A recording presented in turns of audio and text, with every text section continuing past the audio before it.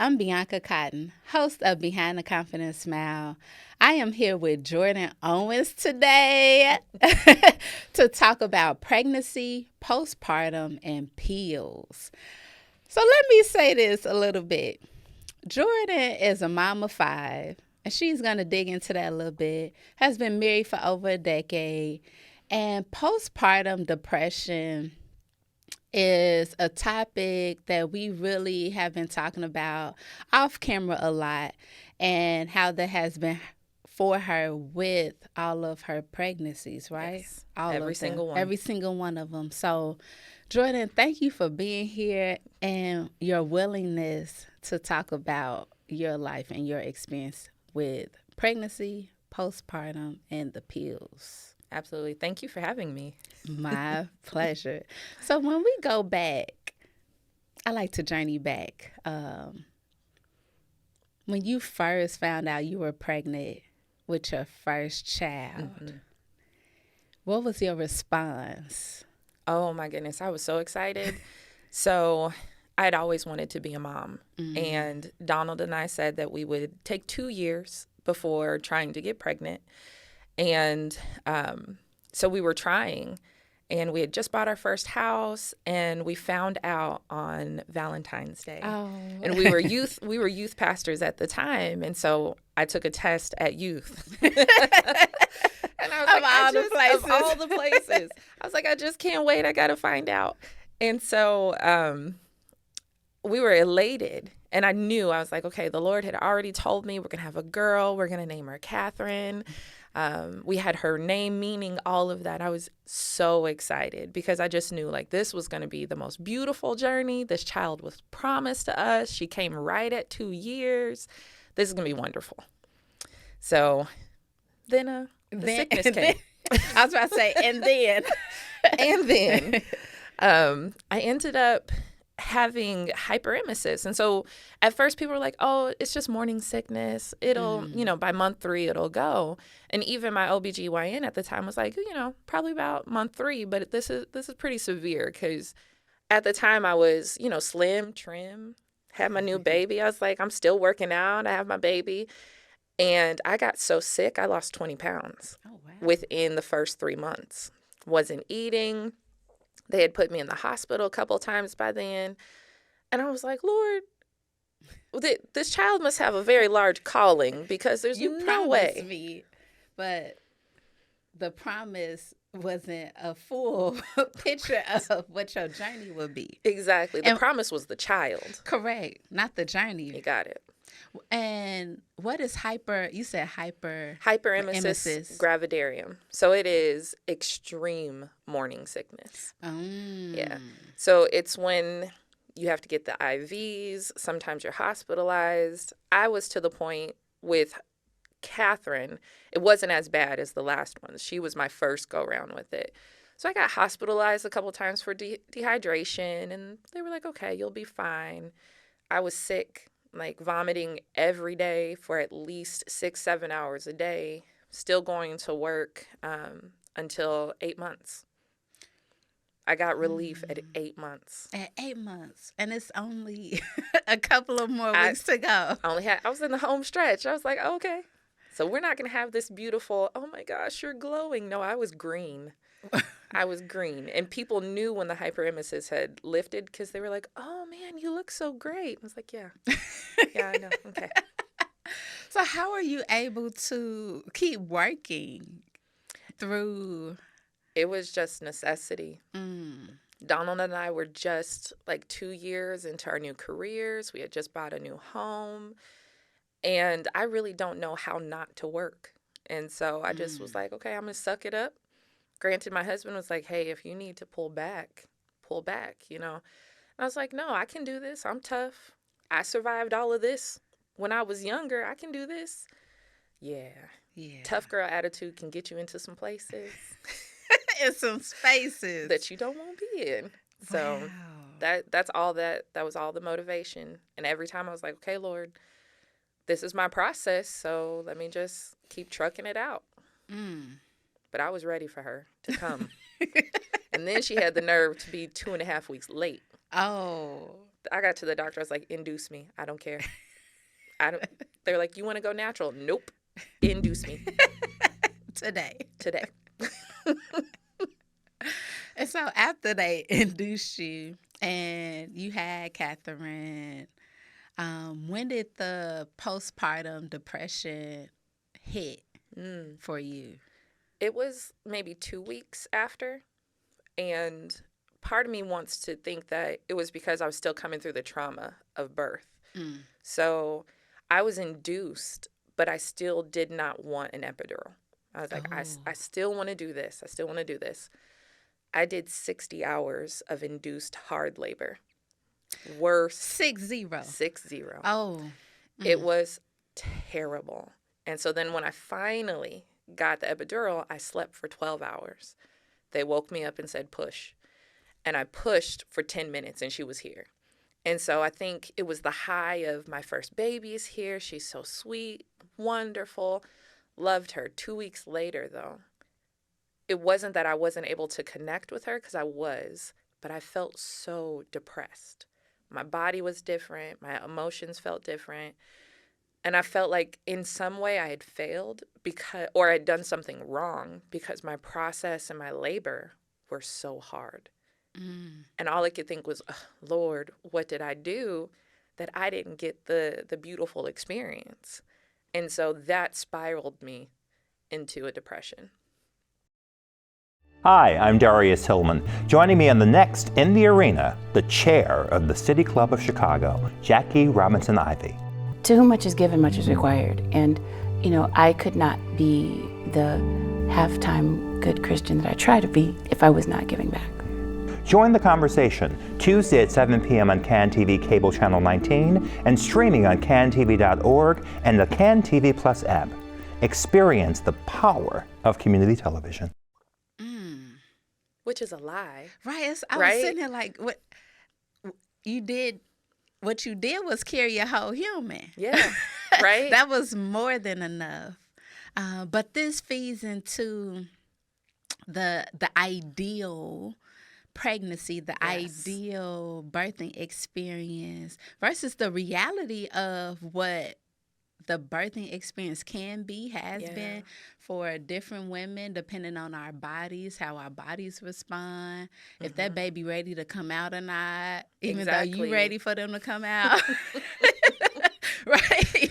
Exactly. And layered with you were still working and saying, I got this. I can work through like losing 20 pounds. Exactly. And not being able to keep any food down for 8 months of a pregnancy. That's tough. Yeah.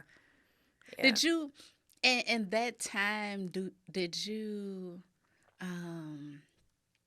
suppress your emotions, or did you express them? No, I absolutely suppressed them because, at that time I was still under a teaching that said those kind of feelings and depression were very close to sin, right? Because it demonstrated a lack of faith that God was in control, that God had a plan, a lack of faith that he would heal, right?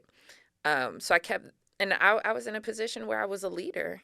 I was a prophet in the church, and I was leading in the youth with my husband, and all of this, having a child should have been like butterflies and rainbows because my faith was so strong, and maybe there was some sin in my life that had resulted in this, right? That was the feeling and the teaching around it. There was no compassion in my church circle at the time, at least, for not being okay. And so I suppressed it. And I was like, oh, you know what? This is just same old depression. I can get through this. I don't really need help with it. And then I found out 7 months later I was pregnant again. Oh. Yeah. Unexpected. Unexpected.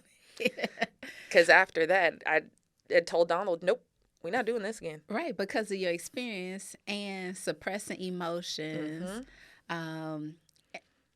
But before the 7 months being again, did you go see someone and say, hey, I'm not feeling that great? Like, what did you do in that time?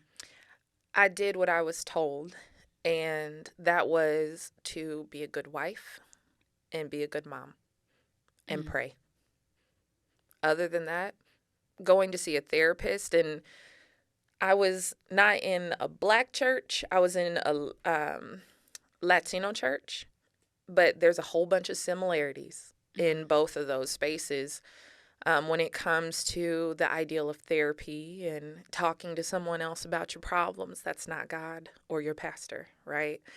And thankfully, those things, I at least hope, in my old church have changed. But at that time, that was the thinking. Like, seeing a therapist is idolatry. Like, what are you doing? God has all your answers. Why would you need to go see somebody else? And so I didn't. And I was like, oh, no, I don't want to be. That's shameful. That's completely shameful. I can't do that. Wow. And I didn't even tell my husband. Like, my husband came from a place of freedom in that. And I was more in a legalistic, kind of space and mindset and church setting. He had joined my church, but he never fully connected with that. And he would always tell me, Jordan, that's too far. You don't have to. You don't have to do that. But I didn't want the discord with him, so I never opened up to him fully about how I was feeling. Would he see me crying and all of that and be like, what's going on, all of that? I'm like, oh, I'm just overwhelmed. I'm just feeling down today. My breast milk wasn't, I was like, you know what? I'm going to be a super producer. I'm going to have all this extra milk. My baby's never going to have formula. And in 4 months, dropped completely. And my body would not produce enough for Catherine. So we had to put her on formula. Another level of just shame, And stress. Like, stress Yes. causes the milk to draw up. I know that all too well. Right. and when you're not sleeping much, No. you're still working. Like, that in itself is stressful, trying to take care of this newborn. I remember I'm having flashbacks. Yes. Like, you're like, oh, I just want the first to be like a great experience. And you're like, I Yes. am so exhausted. Y'all tricked me. Who said to do this? Right. Who said this was fun? Okay. So I'm curious to go back into your childhood a little bit, because you mentioned depression is not new to me. No. So take us back to maybe your earliest memory of experienced depression, of what you understand depression to be now, because maybe those conversations weren't happening back then. Yeah. The earliest I can remember feeling like the deep sadness was elementary school, and really based in what my environment was. So, I've known homelessness as a young child, in and out. My dad had some addictions that, like gambling addiction, not drugs or anything, that caused us to be in some really bad situations. I had both of my parents in the home, but it was a ton of discord, all kinds of stuff happening. And I felt a deep sadness every time. Like, there was one experience where we came home and all of our stuff was in plastic trash bag, big black trash bags, outside of our apartment, and not knowing where we were going to go, and seeing the pain and distress in my mom was one of the first times that I felt like a deep sadness. And for some reason, I had internalized that into, how much of this is my fault because I exist, And so, that's a hard one to dig up. But yeah, that was the first experience with depression. And then it became perfectionism. Then it was... They cousins, depression and perfectionism. Like, good friends, that cousin you I always roll with. That. Yes. that's your friend cousin. Yeah. Who's there with you all the time. Because of the fear of feeling the deep sadness again. You got it. Let me do all that I can do so I don't feel this anymore. Mm-hmm. But all that perfectionism does is build anxiety. Because now if I don't do what I think is going to make everything work or everyone happy, I've got this deep anxiety that something is going to go wrong if I don't do X, Y, and Z, if I don't graduate in the honor roll, Yeah. if I I won't don't get go. that scholarship. Come on. By the time I was 17 and applying, I had all these like offers coming in, and I was like, okay, I'm working basically full time. My brother and I were working nearly full time to help. Mm. And I was like, I'm still doing basketball. I'm still doing volleyball. I'm still doing tennis. I'm still on the honor roll. If I don't get this level of scholarship, there's no way I'm going anywhere. Mm. But I have to get out of here, right? So it's a lot of anxiety and, not understanding that it's okay. Yeah. It's okay to not be perfect.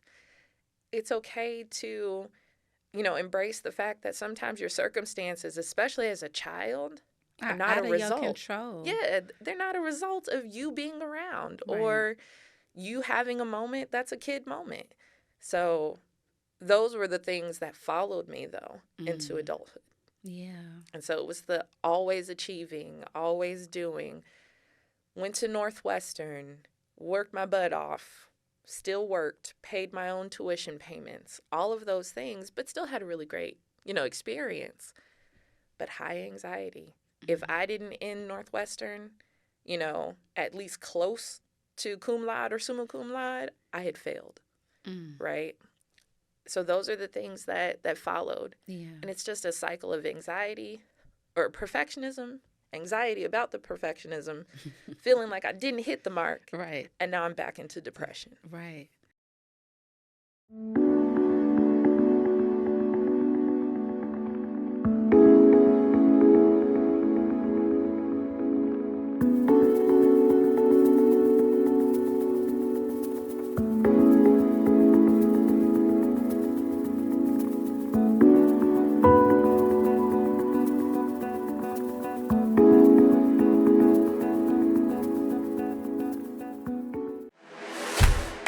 What's going on, Chicago? I'm Darius Caffey, and I invite you to join me this season on The Table on Air. Take a quick look. It's a duty, right, to remind people that we are deserving of this. And that's how I strive to live my life, is just always be myself, regardless of what room I go into, just show myself. Join the conversation with us every week on CAN-TV Channel 19, streaming on cantv.org, and available on the CAN-TV Plus app. And then carrying that into being a mom and a wife. Whew. Yeah. So it's like mounds on top of mounds. Yeah. What would you say was your breaking point and saying, you know what, I'm going to see a therapist? Yeah. Was it after baby number 2, baby number 3? I wish. So our oldest is adopted, and we adopted her as a teenager. So I had her, and then I had my 2. I had Catherine, I had Donald III, and we decided, I felt like the Lord was like, okay, I want you to have another baby. And I didn't tell Donald. And I was like, Lord, if that's the truth, because I was over it. It's like, if that's the truth and that's what you want me to do, I need you to tell Donald too. And so we were driving to church one day, and he was like, we had switched churches, and, we were driving to church. And he goes, I don't want you to get upset or scared when I say this. And I was like, what? And he was like, I feel like the Lord wants us to have another baby. And I was like, oh, okay. Because I just knew, giving the Lord that ultimatum was like, that wasn't you, that was me, and we not doing this. And so we decided to have another baby. And Angel, who is just spitfire, love her. I love Angel. She is just everything I wish I was. You can see it in her eyes. Yeah. Too. She is my older sister. That's how my older sister is, and I've always admired that quality of just being determined and be like, I know who I am. I'm sorry if you don't, So love that. It was after Angel. So we were in a different place. The church we had transitioned to, we had been there for a few years, and they believed in therapy. Okay. And they were like, we have counselors here, but if none of us fit for you all, We can refer you we can out. refer you out. And that was freeing for me. I'd already stepped back. I told my husband, I'm not doing ministry. I don't want anything to do with ministry. That's not what I'm here for. And so I was like, okay, after I'm going to get pregnant, the Lord said he wanted us to have another baby. So this is going to be my first good pregnancy. And it was the worst. I was actually hospitalized for 3 weeks with Angel. And they came in and they told me, baby is fine. I was maybe like 14 weeks. And they were like, she's fine. Or they didn't know at the time. They were like, the baby is fine. We're trying to save your life. And I was like, well, what's going on? Because I had almost died after giving birth to Donald. And so I was like, well, what's going on? They're like, we can't get your body to hold anything. We're not giving you anything to eat, and you are vomiting your IV fluids. Like, we have got to work to save your life. And I was like, Lord, again. Right. I said this would be a good pregnancy. What does good mean? Right. What does this mean? So after her birth wasn't as bad, but after I had her, we bonded, but I immediately felt the sadness. And it got so bad that I got suicidal. And I was like, all of my feelings, sometimes those postpartum feelings go towards the baby. Right. Mine weren't. I never had any trouble bonding with my children, loving them, anything. It was all me. And I had decided that they would be better off without me. Excuse me. Take your time. So at that point, I went to Angel's 2-week checkup, and I'm thankful to God for my OBGYN. I'm going to shout her out, Dr. Pooja Doshi. If you ever need an OBGYN, she is who to go to. So she was a blessing in my life. And I went to her, and she gave me, the test they give you to make sure that you're doing okay postpartum. And I filled out the survey, and I was tempted to lie and be like, no, I don't feel this way. And I just felt the Holy Spirit be like, check it. Just check the box. And so I did, of the one that said the suicidal thoughts. And I was walking out with Angel, and she stopped me. And she was like, I wasn't prepared to read this. We're not done. Go back. And I was like, well, is something wrong with Angel? She was like, no, Jordan, it's you. And I was like, what do you mean? And she was like, I have a friend that I was in practice with, and I want you to see her. And I was like, oh, I don't know if I need therapy. She was like, no, what you need is for someone to intervene. She was like, because we may not lose you we didn't lose you to birth or pregnancy, but I don't want to lose you to postpartum. And so that is when I hooked up with my psychiatrist. And it was a lifesaver. And then I had to get through the shame of therapy. Yeah. Donald was my cheerleader the whole time. Because once I finally let go what was going on, my husband cried. And he was like, you didn't let me help you. And I felt shame about that. But immediately he was like, when do you need to go? Who do I need to call? Whose schedule do we need to change to make sure you get there? And so I started to see Dr. Chappelle. She's with Meridian now, but she's legit too. These women that the Lord has put in my life for my mental health have been blessings, like angels. And she was very down to earth. She's from New Orleans. She understands the culture, and she understands everything, faced on that end of things. And so we were talking, and she said, you know what, Jordan, I think maybe we should try meds. And I was like, girl, I came. You said a dirty word. Right. Did you say? I came here to talk. And you are over You here don't saying. put me on a medication regimen. And I told her, I was like, but I'm not crazy. Right? Because that's what we think. Like, you need meds because you're crazy. And I'm sorry, that's very faux pas, but that's the truth, right? And so I was like, nope. Sorry, Dr. Chappelle, I cannot take meds. And she was like, okay. She said, I'm not going to pressure you, but I want you to think about this. If you were sick and you had a fever, would you not take the meds to bring the fever down? I said, well, no. I mean, yeah, it's medicine. I'm going to take it to make me feel better. And she was like, your brain is sick and it needs help. And I want you to think about what you would do to help it feel better.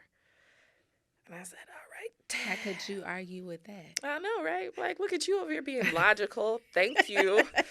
So it took a few weeks, like 3 weeks before I came around. And she was like, yeah, no, I want you to try this, and we'll just give you the baby dose, right?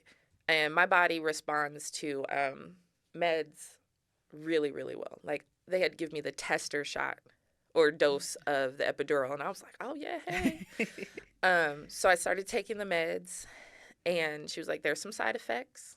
You know, I know you're trying to get slim and trim, but this could cause you to gain weight, which it did. But within 3 weeks, all of a sudden a cloud lifted. And I got to one of my sessions with her, and she was like, how do you feel? And I said, I feel a little like me. Who, Jordan? So As we, Lord, as we wrap up this conversation, what is one word you want to share with a mom who may be experiencing postpartum depression? just a single word? Just a single word. Or a single sentence. Single sentence. I'll do a sentence. Let people help you. Let people help you. Jordan, thank you for letting people help you. And even though you were unwilling, Right. right, because of things from the past and what you were taught, I'm glad you let someone help you, because we're able to sit here today and you are helping others. So thank you for that. Ooh, thank you for the opportunity, even though came snotted all over. This the healing floor right here. So thank you all for tuning in, and remember to let someone help you.